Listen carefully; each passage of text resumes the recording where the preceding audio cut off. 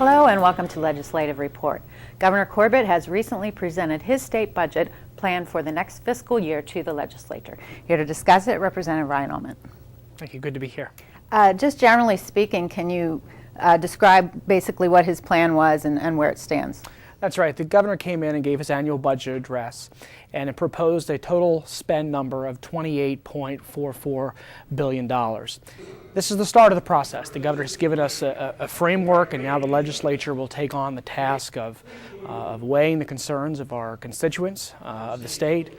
We'll put together a budget proposal after a series of hearings by the House Appropriations Committee, of which I'm now a member, and then we'll present a bill to the members of the General Assembly, and we'll vote and required to pass a budget by July the 1st.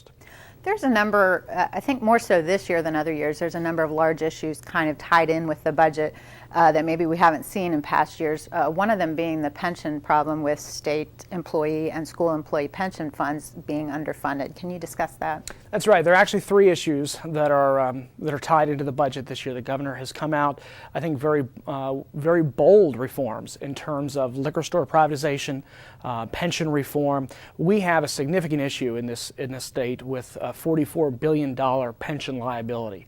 This has been a ticking time bomb. This has been an issue that this General Assembly in years past has kicked the can down the road. And the pension crisis and the pension line items are putting a significant squeeze on our K through 12 education funding. So the more our pension obligations increase, the less we're actually able to fund classrooms.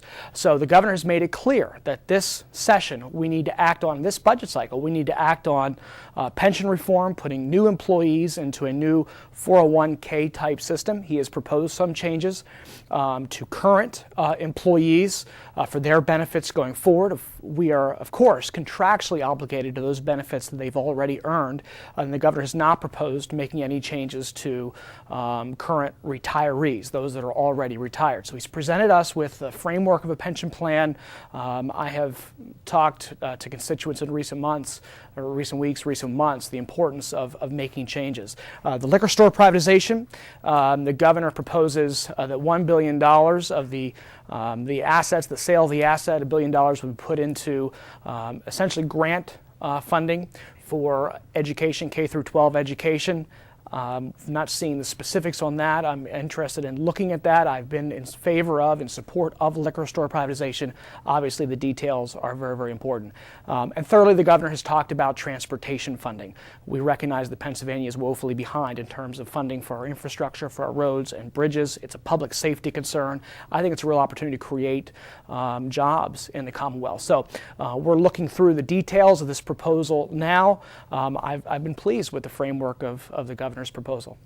And I guess it is important for people to understand how a budget in Pennsylvania might differ from how a budget in Washington, D.C. is crafted. Mm-hmm. It must be, first of all, on time. We must have one. Right. And also it needs to be balanced. Yes, I think Pennsylvania residents should be reassured that we can't utilize some of the same gimmicks that Washington, D.C. has utilized to the ongoing continuing resolutions in Washington, borrowing to balance a budget. We can't do that. We actually have to balance a budget based on revenue, actual revenue that is coming in, and we need to constitutionally pass a budget by a certain date, by July the 1st. And I'm pleased each of the last 2 years we've been able to pass a budget that's on time, that reins in public sector spending, and does not increase the tax burden on Pennsylvania families or business. Those continue to be my priorities: on time, hold spending in line to the rate of inflation, which this budget does, and doesn't pass increased burden onto Pennsylvania business or Pennsylvania families. Well, thank you so much for spending time with us today. Thank you. And that's all the time we have. If you have any questions for Representative Ryan Aument, please feel free to contact him at his district office or through his website. All that information will be shown in just a moment. Thanks for watching.